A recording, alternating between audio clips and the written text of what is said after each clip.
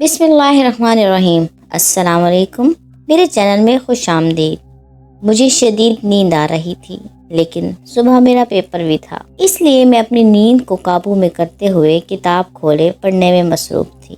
अम्मा और दानियाल सो रहे थे। कमरे की लाइट रोशन थी, जिसकी वजह से गहरी नींद में न जा रही थी।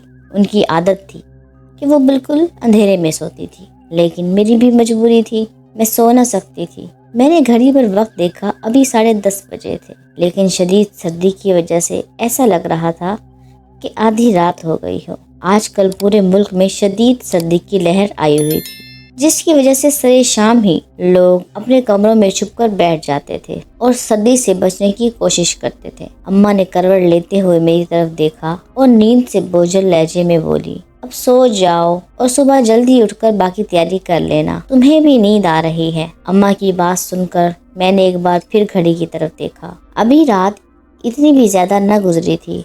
अम्मा, अभी तो सिर्फ रात के 10:30 बजे हैं और आप मुझे कह रही हैं सो जाओ। थोड़ी देर बाद सो जाऊंगी। अपनी जमाई को रोकने के लिए अपने चेहरे पर हाथ रखते हुए मैंने कहा। अम्मा ने आंखें बंद कर ली थी। मैं किताब की तरफ मुतवज्जह हो गई। अचानक ही मुझे ऐसा लगा मेरे आसपास धमाके होने लगे हैं। बहुत ऊंची ऊंची आवाज़ें सुनाई देने लगी। सारा घर हिलता हुआ महसूस हो रहा था। अम्मा जल्दी से उठकर बैठ गई। ये आवाज़ें कहाँ से आ रही हैं? इधर उधर देखते हुए अम्मा ने इंतहाई फिक्रमंदी से पूछा। खौफ के मारे मेरा दिल भी तेज़ी से धड़क रहा था।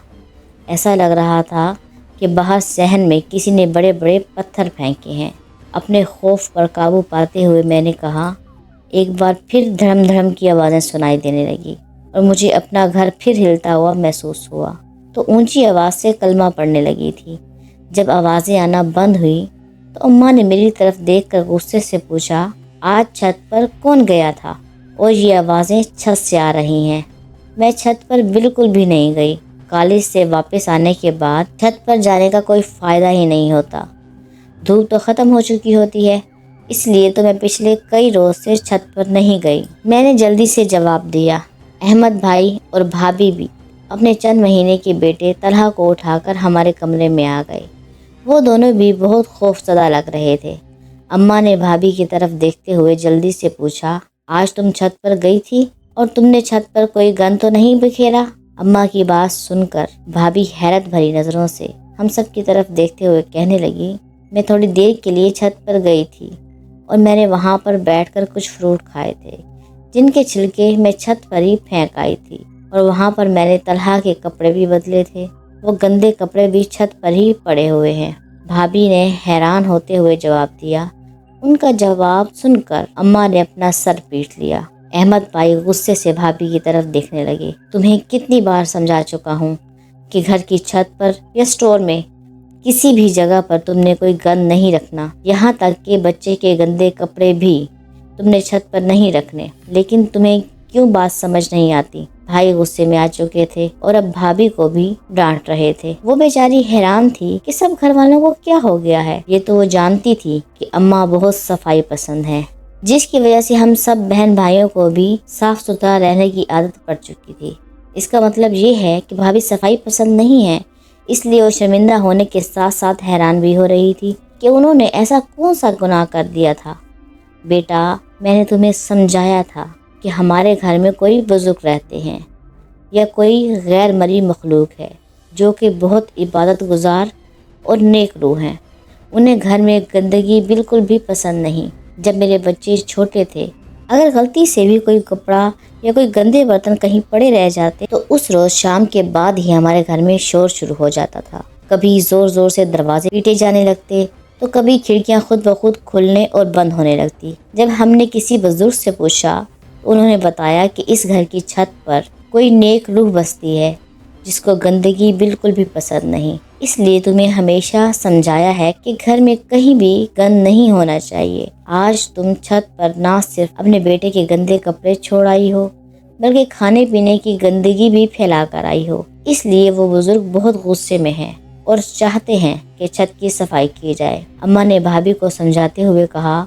लेकिन अम्मा की बात सुनकर भाभी खौफ से थर थर कांपने लगी, क्योंकि उन्हें इससे पहले इस बात का इल्म नहीं था। ये आप क्या कह रही हैं? आपने मुझे क्यों नहीं बताया? मुझे तो अपने बेटे का बहुत ज़्यादा ख्याल रखना पड़ेगा। अब तो मैं इसे 1 मिनट के लिए भी अकेला छोड़कर नहीं जाऊंगी। तलहा को अपने सीने के साथ लगाते हुए भाभी ने इंतहाई खौफजदा लहजे से कहा। अम्मा ने मुझे और अहमद को छत की सफाई करने का कहा। इस वक्त छत पर जाते हुए मुझे भी डर लग रहा था। भाभी तो पहले ही बहुत ज्यादा खौफजदा हो चुकी। अम्मा रात के इस वक्त सीढ़ियाँ चढ़कर छत पर न जा सकती थी क्योंकि उनके घुटनों में हर वक्त तकलीफ रहती थी।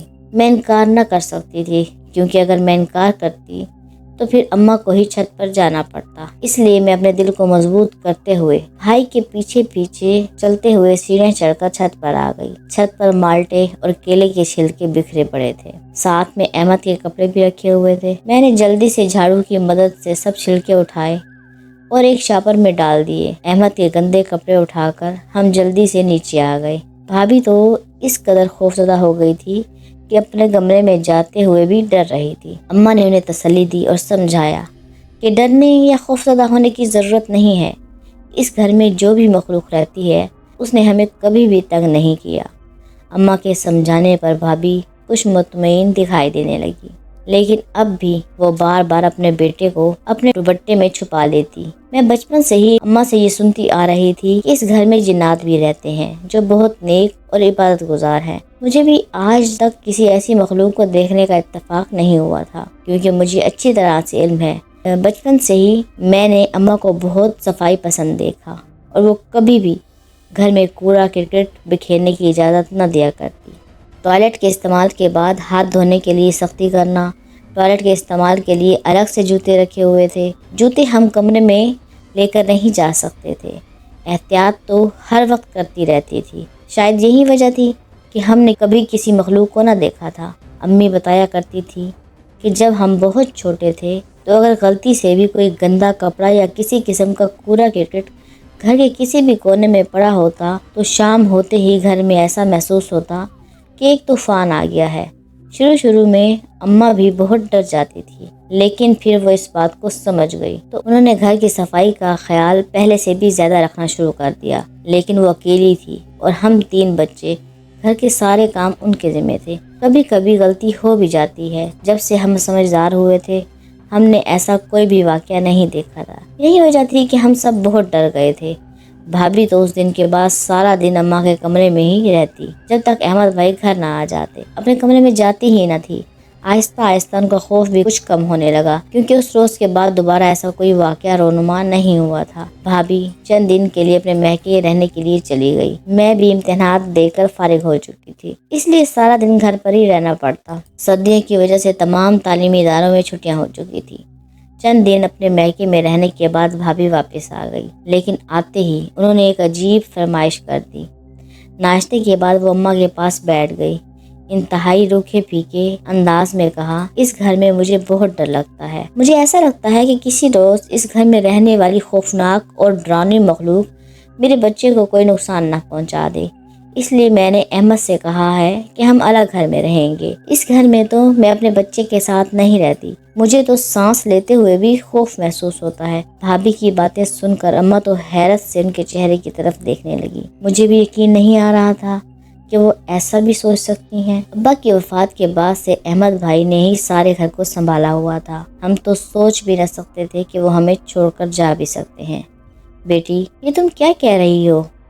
हम सब भी तो इसी घर में रहते हैं। ये हमारा आबाई घर है। मेरे बच्चे भी तो इसी घर में पले बड़े हैं। कभी कोई ऐसा वाक़या रूनुमा नहीं हुआ। तुम क्यों परेशान होती हो? अपने लहजे की हैरत और बेबसी को छुपाते हुए मैंने कहा, जब आपके बच्चे छोटे थे वो ज़माना और था।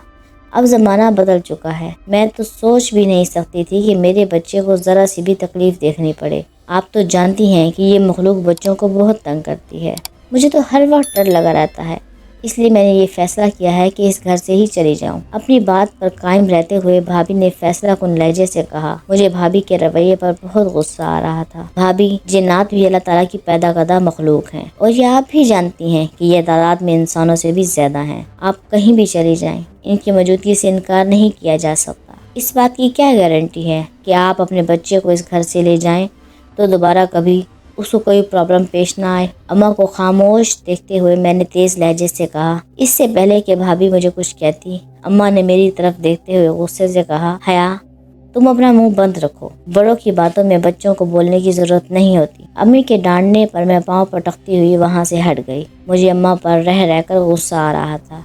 वो हर वक्त भाभी को बेटी बेटी कहती रहती थी, जबकि वो हमसे जान छुड़ाना चाहती थी, लेकिन अम्मा फिर भी उन्हें इंतहाई मोहब्बत से समझा रही थी। अम्मा की इन आदत पर मुझे कभी कभी बहुत गुस्सा आता था। मेरा जी तो चाह रहा था कि इस घर में रहने वाली नादीदा मखलूक मुझे दिखाई दे तो मैं उससे कहूँ कि एक बार कम से कम एक बार तो मेरी भाभी का दिमाग ठीक कर दे, लेकिन मैं सिर्फ ऐसा सोच ही सकती थी।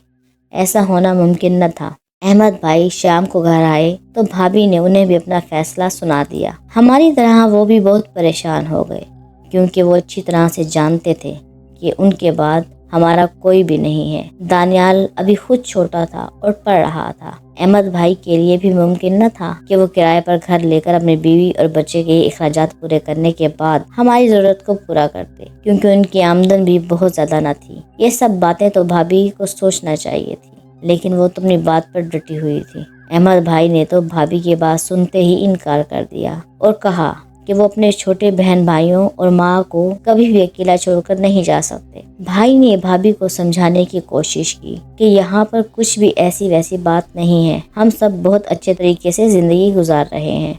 लेकिन भाभी तो अपनी बात पर डटी हुई थी। अब सुबह शाम भाई और भाभी की लड़ाई की आवाजें सुनाई देती थी।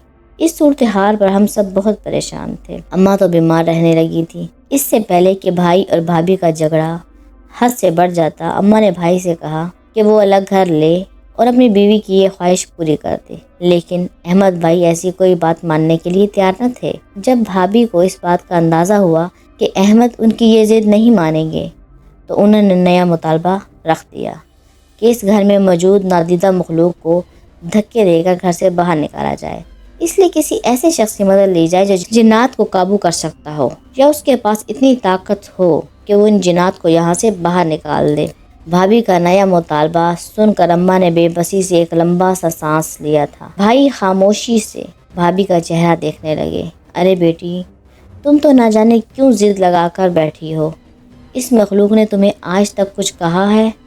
नहीं कहा ना, फिर क्यों इसके पीछे हाथ धोकर पड़ गई हो? अम्मा ने भाभी की बात सुनकर इंतहाई नर्म लहजे से कहा, एक तो आप बहुत अजीब खातून हैं। आपको ये दिखाई नहीं देता कि मेरा बच्चा कितना छोटा है?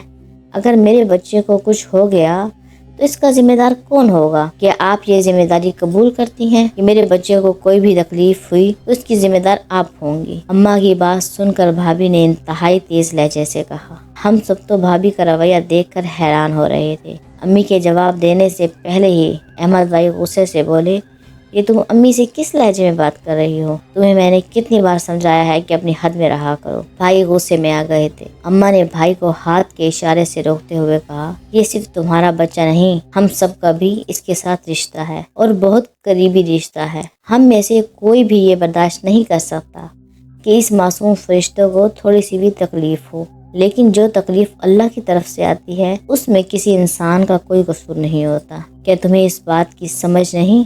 बच्चे की तरफ प्यार भरी नजरों से देखते हुए अम्मा ने कहा, मेरे लिए एक मिनट भी यहाँ रहना मुश्किल है, क्योंकि इस खौफजदा माहौल में सांस लेते हुए भी डर लगता है।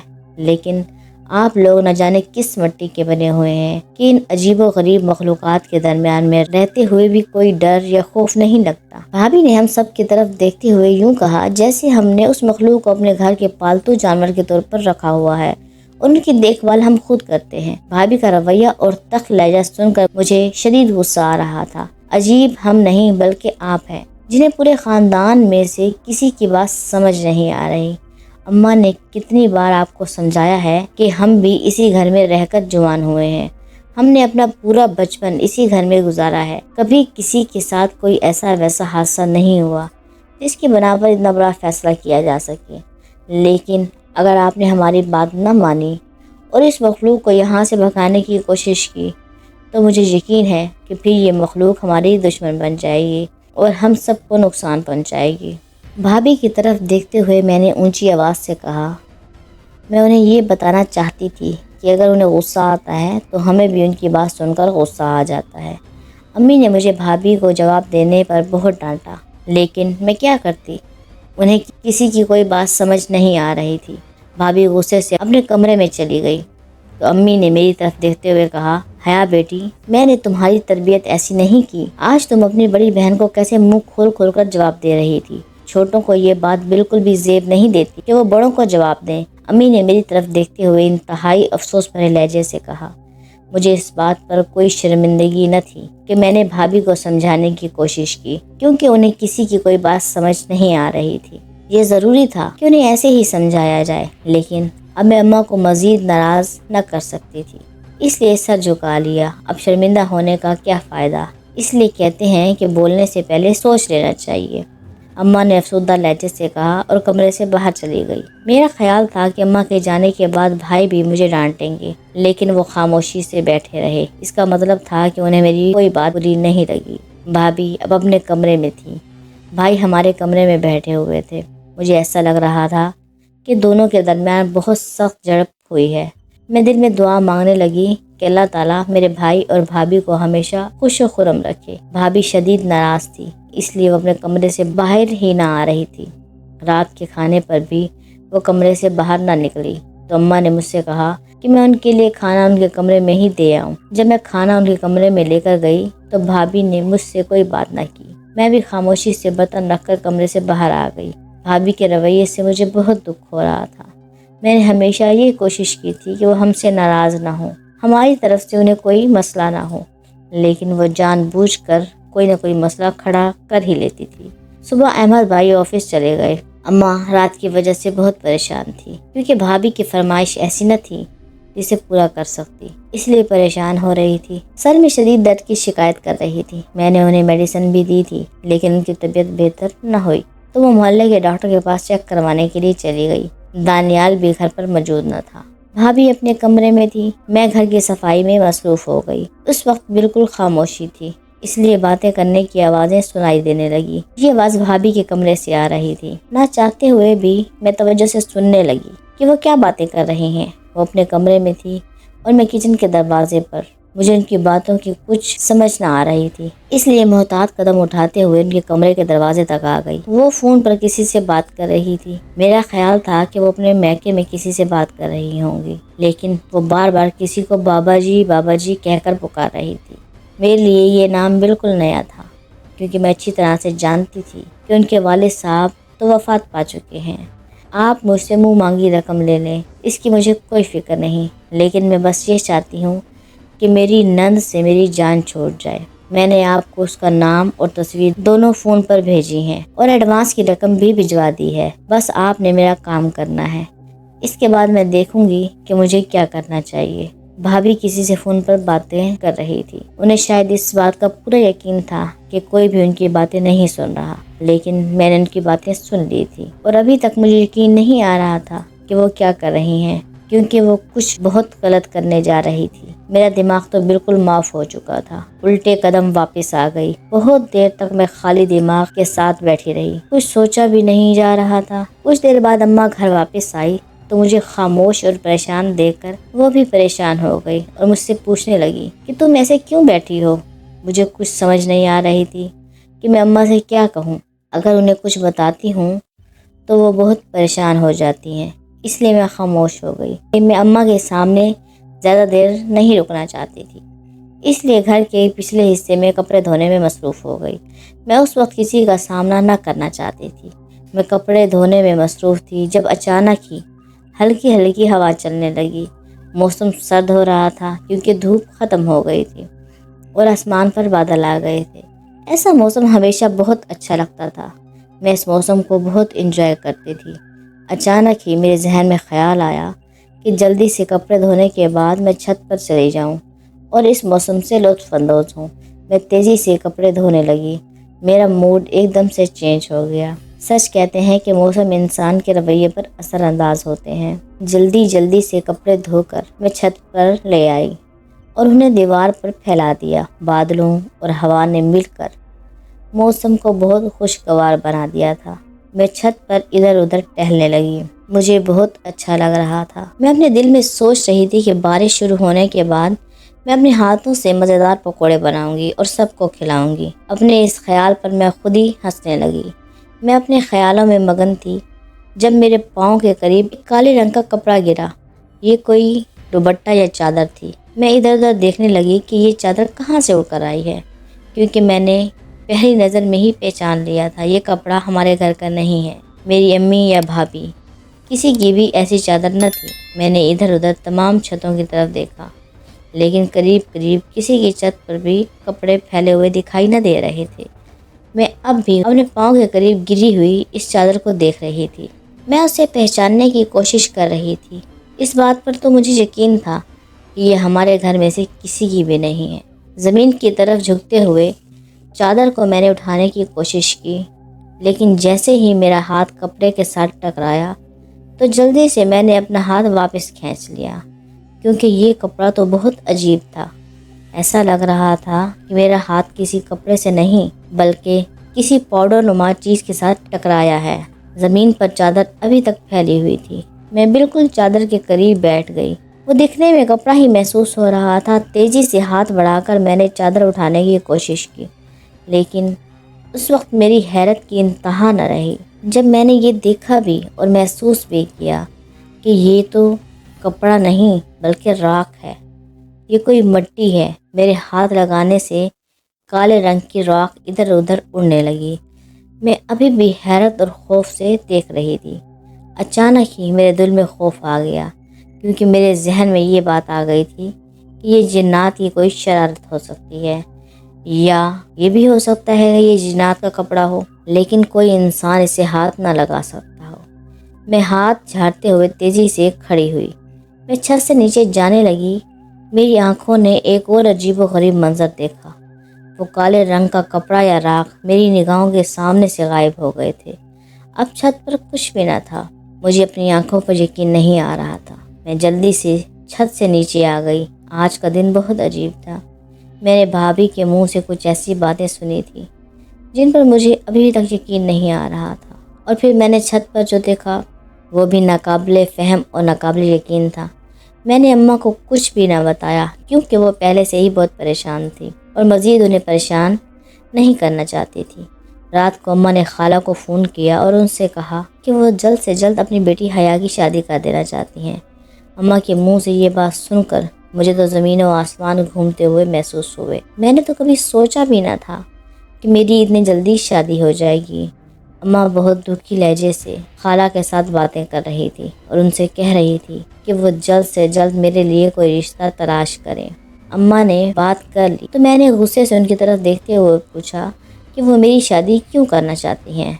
ابھی بھی میں پڑھنا چاہتی ہوں، پڑھ لکھ کر کچھ بننا چاہتی ہوں۔ اتنی جلدی شادی کرنے کا میں سوچ بھی نہیں سکتی۔ مجھے غصے میں دیکھ کر اماں انتہائی بے بسی اور دکھ سے میری طرف دیکھنے لگی۔ بیٹی، میں بوڑھی ہوں اور بیمار رہتی ہوں، اس لیے چاہتی ہوں کہ اپنی زندگی میں تمہاری شادی کر دوں۔ اگر کل کو میں نہ ہوئی تو نہ جانے تمہیں کیا کیا حالات دیکھنے پڑیں گے۔ میں نے اپنے بیٹے کی شادی بہت دیکھ بھال کر کی تھی تاکہ میرے گھر میں آنے والی لڑکی ہمیں الگ کرنے والی نہ ہو، لیکن شاید مجھ سے غلطی ہو گئی۔ مجھے ایسا لگ رہا ہے کہ بہت جلد احمد ہم سے الگ ہو جائے گا، پھر ہمارے لیے بہت سارے مسائل منہ کھولے کھڑے ہوں گے۔ اس لیے بہتر یہی ہے کہ تم اپنے گھر کی ہو جاؤ۔ اللہ تعالیٰ دانیال کے لیے بھی کچھ بہتر کرے گا۔ سوئے ہوئے بیٹے کی طرف دیکھتے ہوئے اماں نے کہا۔ مجھے اماں پر شدید غصہ آ رہا تھا۔ میں نے خاموشی اختیار کر لی۔ میرے آنسو میرے دل پر گر رہے تھے۔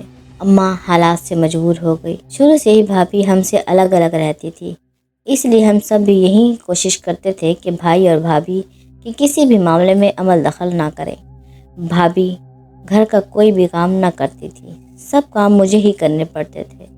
وہ بہت ضروری کام سے کمرے سے باہر نکلتی اور کوشش کرتی تھی کہ کسی کو مخاطب نہ کریں۔ انہیں دیکھ کر اماں جان بوجھ کر مسکرانے لگتی اور ان کی خیریت دریافت کرتی۔ آج کتنے دن ہو گئے تھے بھابھی نے طلحہ کو کمرے سے باہر ہی نہ نکالا تھا۔ اماں کے کہنے پر وہ طلحہ کو کمرے سے باہر لے آئی۔ اسے دیکھ کر میں بہت خوش ہوئی، جلدی سے اٹھا لیا، جی بھر کر پیار کیا۔ اماں بھی اپنے پوتے کو دیکھ کر خوش ہو رہی تھی۔ بھابھی گھر میں ادھر ادھر ٹہلنے لگی۔ مجھے یہ دیکھ کر خوشی ہو رہی تھی کہ ان کی ناراضگی آہستہ آہستہ ختم ہو رہی ہے۔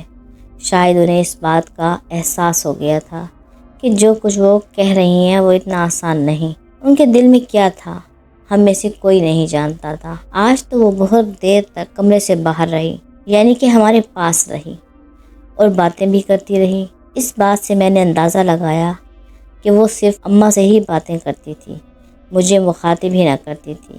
ایک دو بار میں نے انہیں زبردستی بلایا بھی تو وہ مجھے نظر انداز کر دیتی۔ انہیں ان کے حال پر چھوڑ کر میں اپنے کام کاج میں مصروف ہو گئی۔ شام کا وقت تھا، بھابھی اپنے کمرے میں تھی، احمد بھائی ابھی گھر واپس نہ آئے تھے۔ آج صبح سے ہی میری طبیعت کچھ بوجھل اور پریشان سی تھی۔ میرا دل گھبرانے لگا تو میں باہر صحن میں آ گئی۔ کھلی ہوا میں سانس لیتے ہوئے مجھے بہتری محسوس ہو رہی تھی۔ میں صحن میں چہل قدمی کرنے لگی۔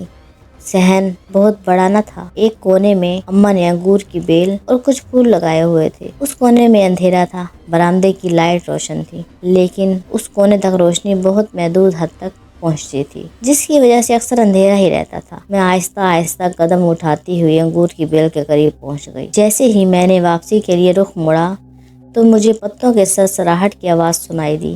میں جلدی سے اس کی طرف متوجہ ہوئی۔ پتوں کے درمیان میں سے مجھے دو چھوٹی چھوٹی چمکتی ہوئی آنکھیں دکھائی دی۔